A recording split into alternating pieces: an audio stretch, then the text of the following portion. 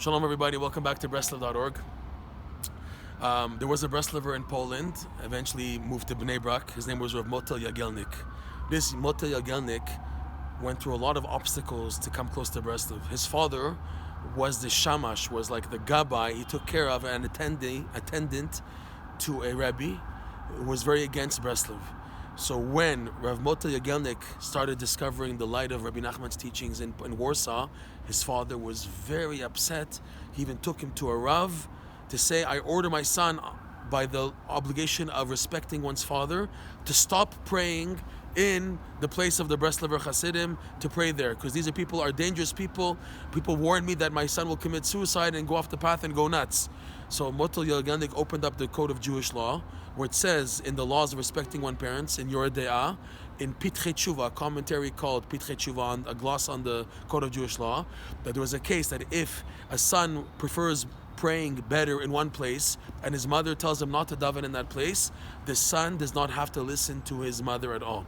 So when the Rav saw that, the Rav told the father, I can't hhelp you. Halacha is halacha.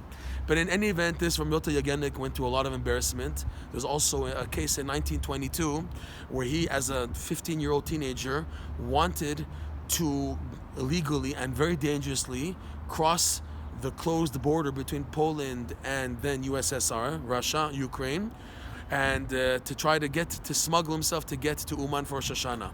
When his father found out, his father put a little post in a Jewish newspaper which appeared all over Poland, and it read in Yiddish, Yidden b'nei Rachmanim, Jews, children of those who have compassion.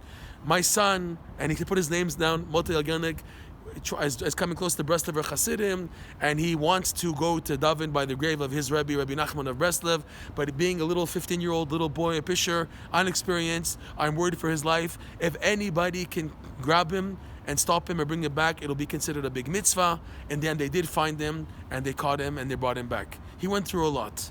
But, however, it was a payoff, because he said afterwards he was one of the very few of the Breslover Hasidim of pre-World War II Poland to get a visa to come to live in Palestine. Back then, the British Mandate of Palestine in 1936. And by doing so, he saved himself and his wife and his family from destruction by the Nazis. And he would say that what a person goes through in life, all the obstacles and difficulties, serve then to be a vessel to then help a person to come closer to Hashem.